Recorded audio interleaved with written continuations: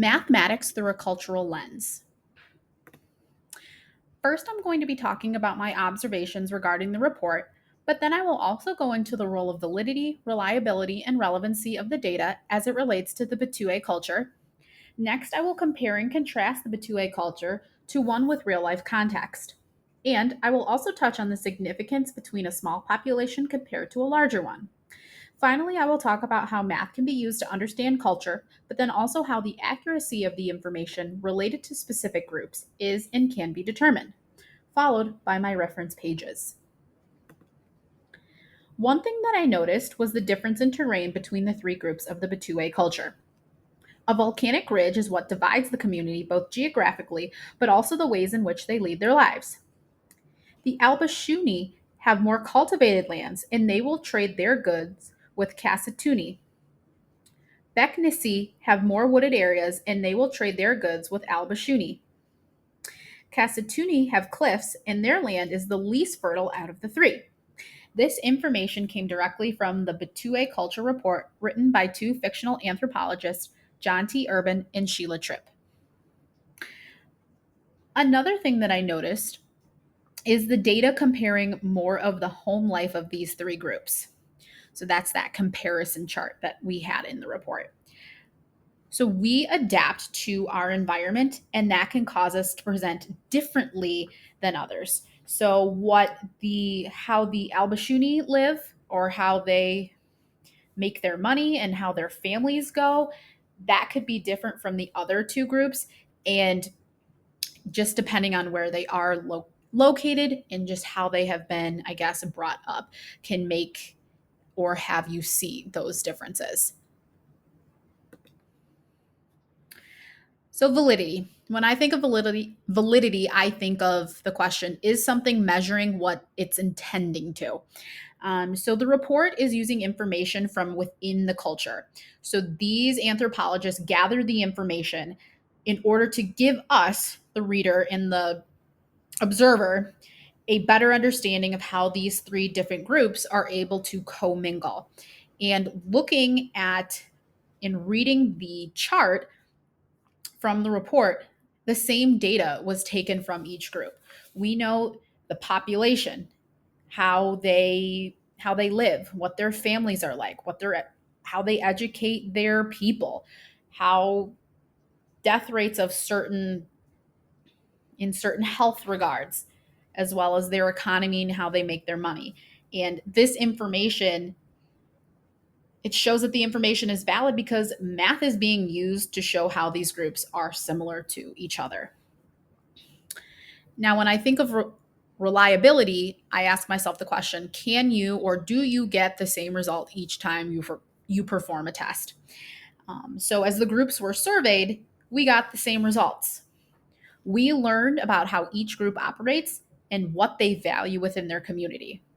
Now, we didn't get the exact same numbers amongst the groups, but that's okay because we were able to learn how they have been able to embrace those differences in order to be able to intermingle with each other and form their own ways of living and how they can adapt those to accommodate other groups of people.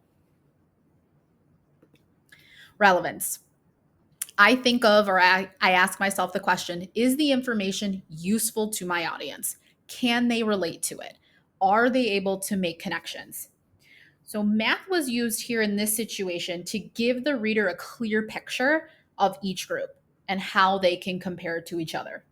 For example, in the report, we learned about different demographics, such as, again, where they live, what they harvest, their family life, how they make money. And knowing information like this is helpful because we can compare it to our own culture and community, just like we want our students to be able to relate and make connections amongst the information that we are teaching them to help them better make meaning and have a deeper understanding of what they are learning. And again, relevance in terms of the report helps because we have context to compare it to and make meaning from, so we can start to think, how does this relate to us in our lives? So comparing the Betue culture versus Guatemala, I chose this population set because this is actually where I am from. So it became relevant to me to learn more about where I come from. So one of the things that is similar between the two is family is a crucial component of both cultures. According to John T. Urban and Sheila Tripp, in the Batue culture, extended families are living with the eldest male or female, or even within a customized family unit. And then the most senior members designate who will be their successor. And then in the Guatemalan culture, people value family just as much as the Batue culture does as well.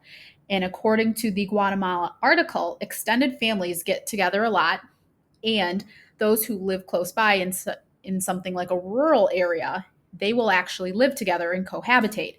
And the men are usually the head of the house, and the women are the glue that holds the family together. Gatherings is something that these two cultures also have in common. In the Batue culture, the C-shaped island these groups live on enable them to go back and forth easily when they gather for celebration. And this information came directly from the Batue culture report written by John T. Urban and Sheila Tripp. Now, in the Guatemalan culture, there are different fairs and celebrations throughout the year that they attend. For example, during Easter, according to Daily Life and Social Customs, that article, Guatemalans will go to the Antigua Guatemala to attend a church service at its cathedral. And then finally, arts is something that the Batue culture and Guatemalans have in common. The Albashuni and Beknesi use elements from their land, such as grass, for weaving items such as baskets and clothing. And Guatemalans will also weave and use textiles to make clothing. And Guatemala is renowned for its rich textile heritage, and women in the highlands still weave traditional fabrics using natural dyes and ancient techniques passed down from generation to generation. And this is directly from the article 5 Traditions of Guatemala You Cannot Miss When on Vacation 2023. So, contrasting these two cultures, cuisine is something these two don't necessarily have in common. So, Batue, fish is the primary food for the Albashuni and the Beknesi. Berries is also something that can be harvested from their lands as well. And blue blackbirds are where Casatuni get their meat and eggs from. Now, Guatemalan, something that differs is corn is very common here, as well as black beans, rice, eggs, and cheese. Chicken, turkey, and beef are their most popular proteins, and this comes directly from the article Culture, Politics, and Cuisines of Guatemala. Coffee is another thing that is produced in large amounts here, and according to the article Culture, Politics, and Cuisine of Guatemala, it's world class, some of the best you can find in the world. Education is something these two cultures differ on as well. According to the Batue Culture Report, the following is true. Albashuni children can have apprenticeships if they don't want to follow in their family's footsteps. Beknesi children can be taught by their elders only after they understand what their community values. Casatuni children are taught by their mothers, and their dads will also teach them as well. But starting at the age 20, a mentor is assigned to a child to help teach them a specific skill. In Guatemalans, school begins by the age of 7, although they may attend their version of a preschool before that. And according to the article Guatemala, if their family is able to, children can go as far as they can in terms of schooling, and higher education is viewed as them rising in class.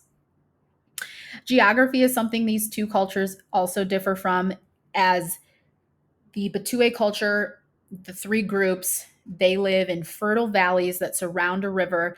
And then the Casatuni, they live in more of the rugged cliff areas, whereas Guatemalans, the country itself lies within the tropics, which causes differences in the climate in the three different regions, which one of those regions is the northern lowland plains of Petén, which is warm and gets a lot of rain, the volcanic highlands of the Sierra Madre, which is temperate, and then the Pacific lowlands, which is a coastal plain, which happens to be warm and dry because it's right by that at or near sea level. And this information came directly from the Guatemala article from the countries in their cultures website. Small versus large population. So, small population, not as much variety. There's a smaller range of data compared to larger populations where there's more variety and a greater range of data. So, if we have more people, a population will be less affected by any changes or by whatever changes come their way.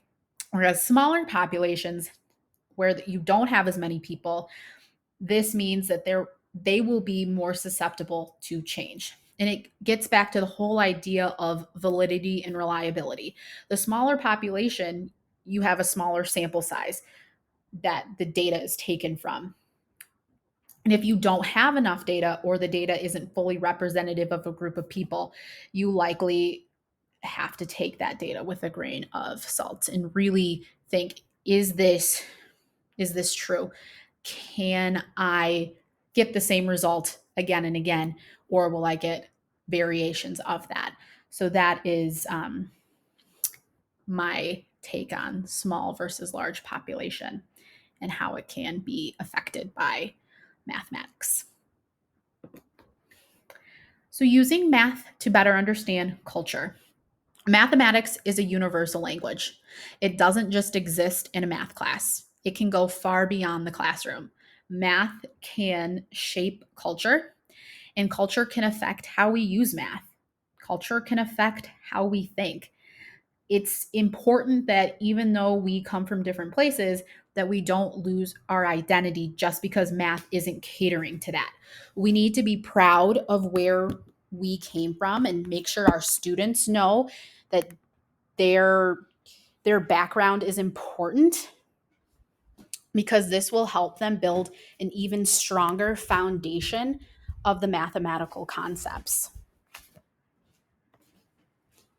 And then accuracy of information relating to specific cultural groups. Ethnomathematics can be used to determine the accuracy of information as it relates to specific cultural groups. So, our experiences shape who we are and how we approach things. Incorporating relevance into everyday learning will give us a better understanding of who our students are at their core. And when we know that, we are better able to teach them and use their pre existing abilities to help them draw or to help them reach their fullest potential.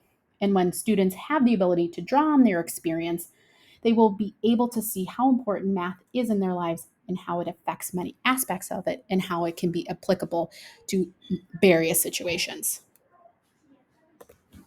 And then here are my reference pages.